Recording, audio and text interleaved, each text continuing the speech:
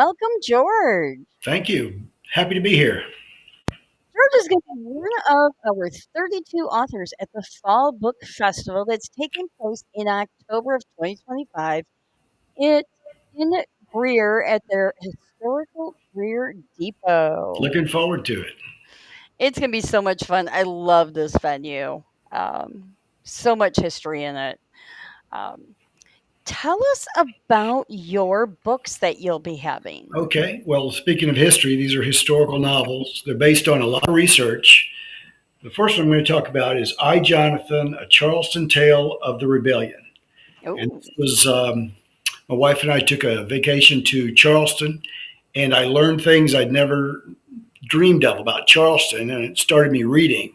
mm-hmm. 17 years later, I put together a story that includes a character. His name is Jonathan. He's from Boston, and he accidentally lands in Charleston in 1860 and misses his boat. So he's abandoned. He's an orphan. He has no money. He's about 16, 17 years old. Mm-hmm. He has to figure out how to make it through the next few years without joining an army that's going to make him kill his countrymen or his friends, because he makes friends when he's in Charleston. Okay. And part of this is, as a Southerner, I always kind of wondered how we ever got to a point where we would go to war against our own country. So part of Mm-hmm. that is a self-examination of the society and how we got there. But it also includes personal stories, and they explore the structure of the different relationships of the social structures, such as the planter class, the free blacks. There were a lot of free blacks living in Charleston, Mm. uh, working immigrants, Irish and German mostly, enslaved people, citadel cadets, soldiers, and the Jewish community. And as I researched this, I learned things about all of these groups that I'd not known before. So I tried to build these into personal stories. So I was trying to count the number of romantic attachments there were in the book, and I got up to about five that you could determine really were romances. But Mm-hmm. a lot of it is also an experience of the society that he is unfamiliar with, but he's willing to learn. And I wanted to learn it too.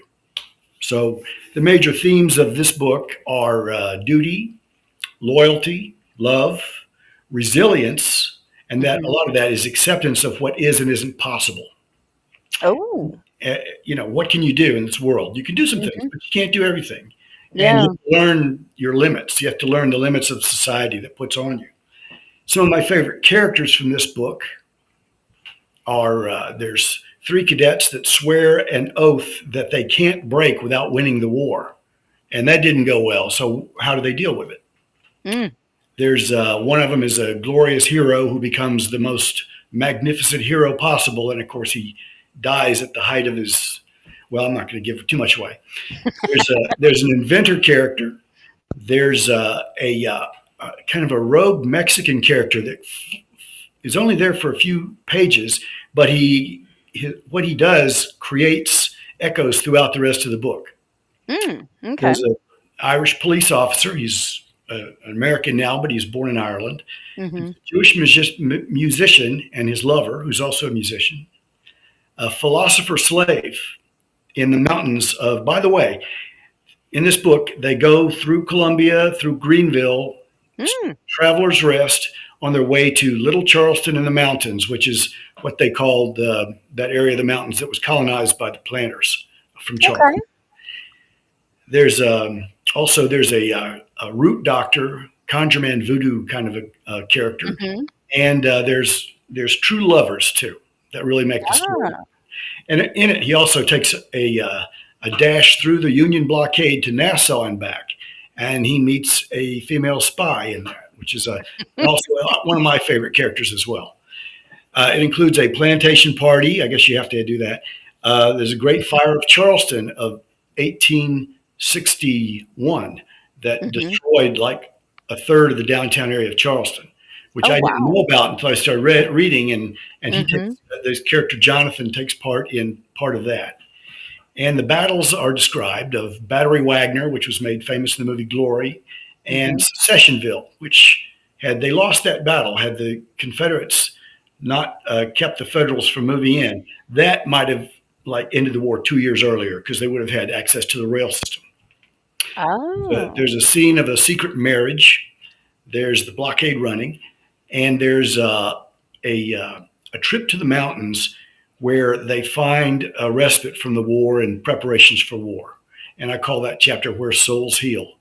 This Mm. is where the main character and his romantic interest spend a few days and learn about each other instead of just about the war in Charleston.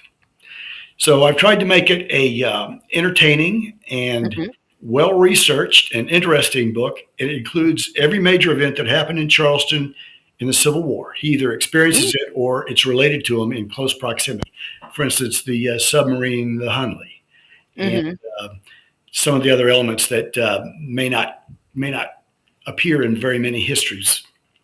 Okay. So that's that book. It's Mhm. 400 pages long, so Ooh. it's thorough. But if you're into it, which I hope you do. Mhm. I hope everyone does. I think you'll find it's a story that propels itself along. Mhm. My other book, the one that was published by Publishing, Black Rose Publishing, in 2023, is The Good King. We Ooh. call it a medieval thriller because Okay. I didn't want people thinking this was a children's book. It's not a children's book, but it is about yeah, well, it is about King Wenceslas.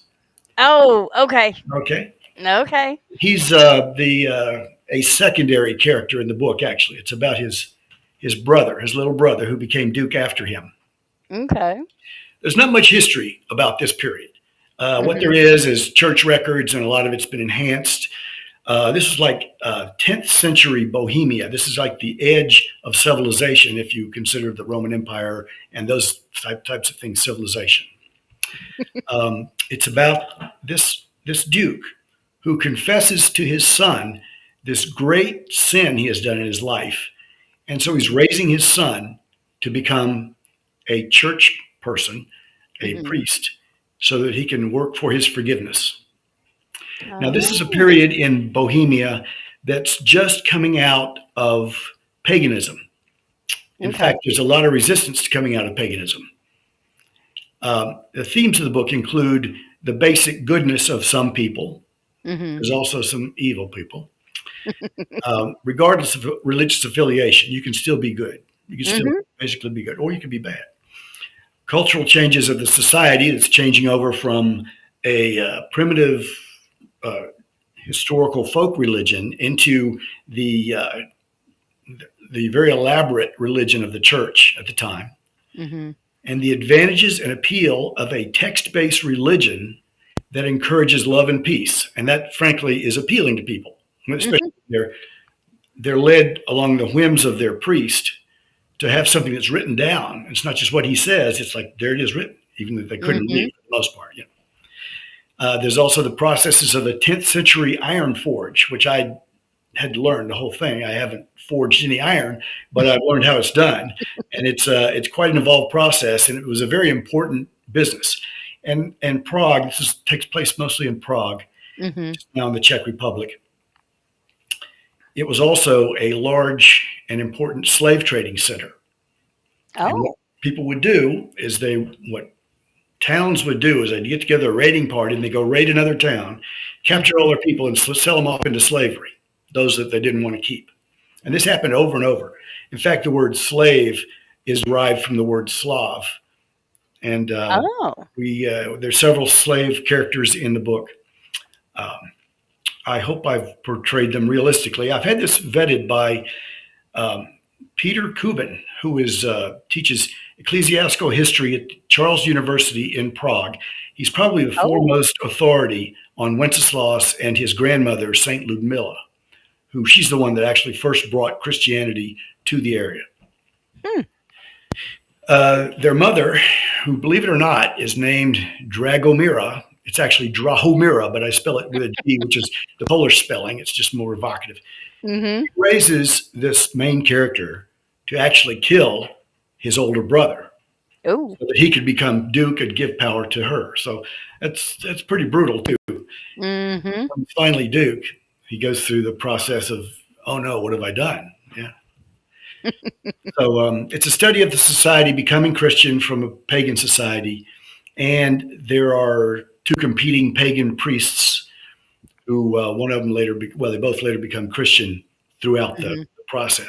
I've also worked into it the maybe one of the foundational poems of the Czech language. The Czechs Oh. were losing their language in the 17th, 18th centuries, and they decided, wait a minute, we're not Germans, we're Czechs. So they Mm. refound their language, and this was one of the first literature works. It's called May, and I've adapted that to work into the story. So it doesn't Oh. it's not actually part of the story of Wenceslas, but I fictionalized incorporated elements of it, and I think it works well. Hmm. It shows Wenceslas as being the saintly person that he apparently was, and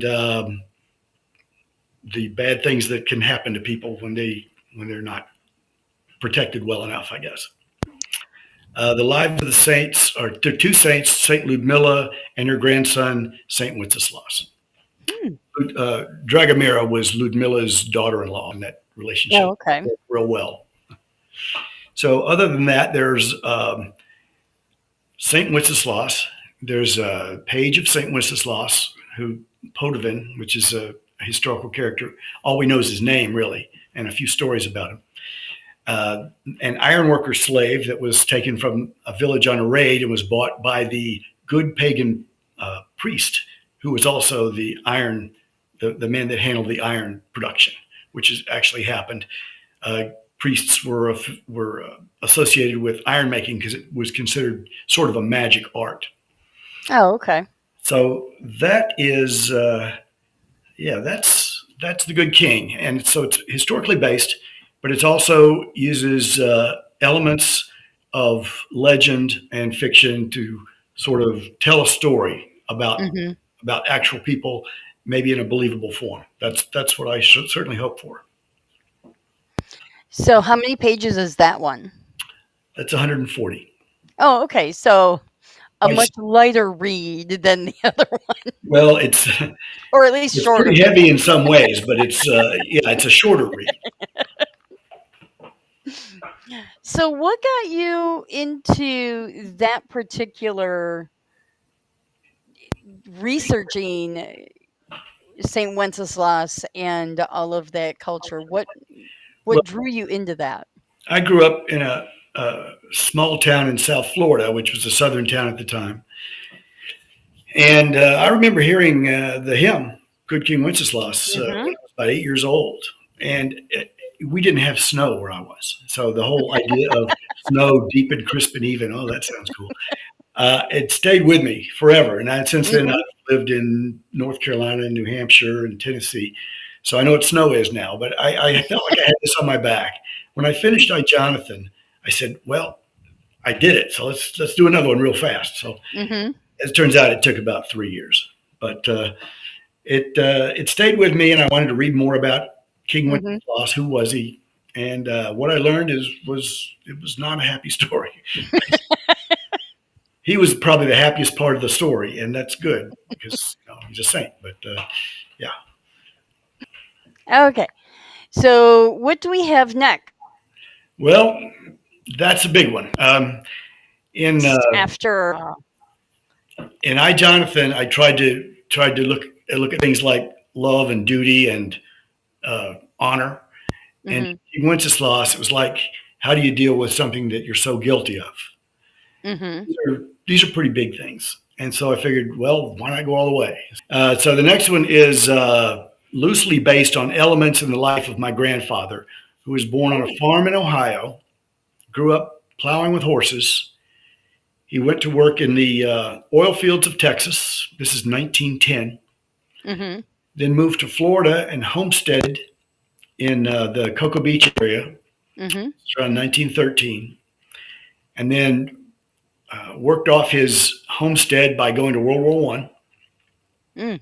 and came back to Florida and decided to stay there after, well, decided to stay there, and then ended up working at a major power company down there, buying um, rights of way for power lines across the state. So he ended up helping Oh. electrify the whole state.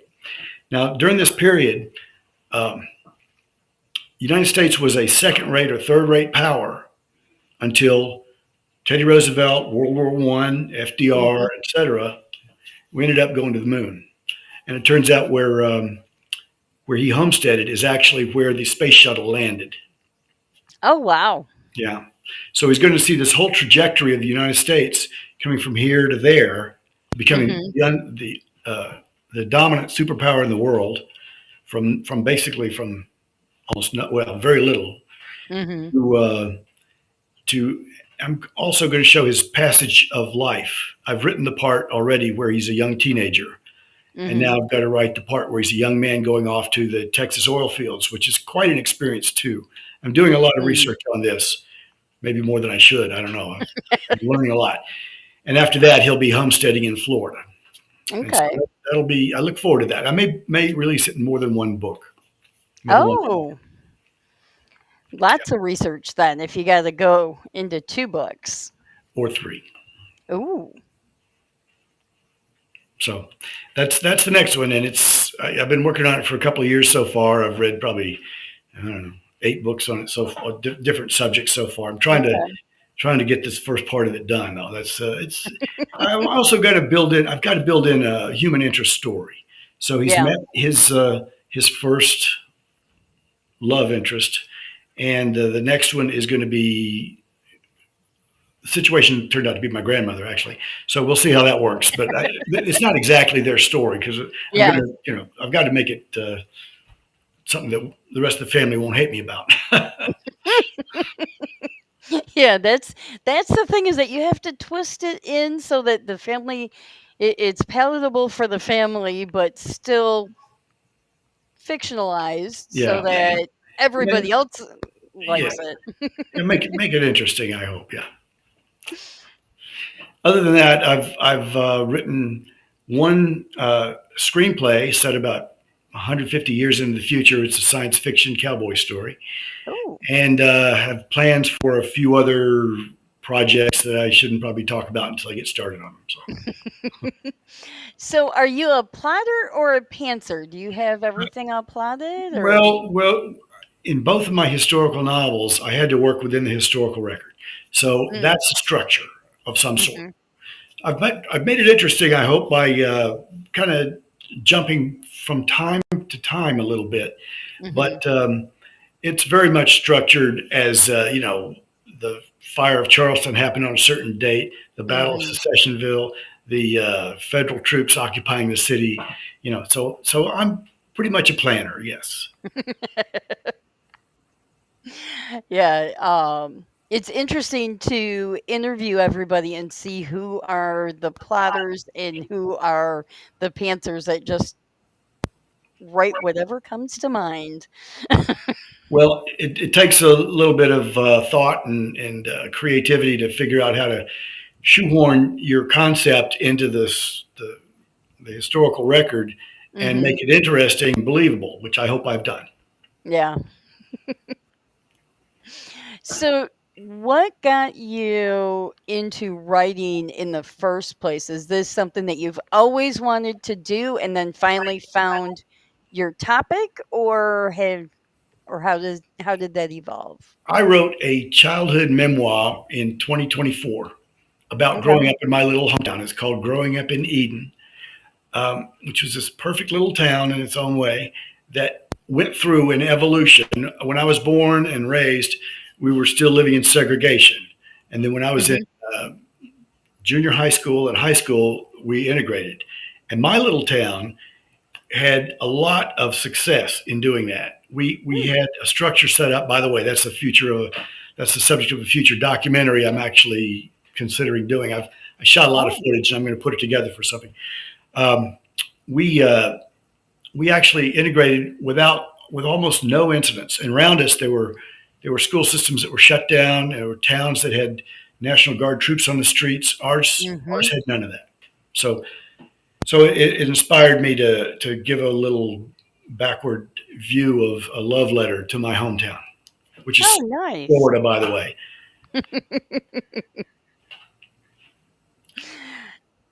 So, what do you do outside of writing? Do you have a 9 to 5 job? Well, I'm 70 years old now. I was a news videographer when I was Hmm. right out of college, and I did that for 5.5 years and loved it. And then I opened a store in a redeveloping area of downtown Knoxville, and helped get. I feel like I was one of the people that helped get the redevelopment underway just by staying open. I ran that store for 8 years and helped organize some of the promotional events for the downtown. And then I got a job as a research analyst, and then later a product manager at a large corporation, Emerson Process Management. And I did that for a while. And then there was when the economic recession hit, they laid off 45,000 people worldwide, and I was one of them. So I went. My wife recommended that I pick up my camera again and Hmm. retrain myself because the technology had changed. They don't use Yeah. tape anymore. And I did that, and I was I still am a videographer and video producer using digital technology now.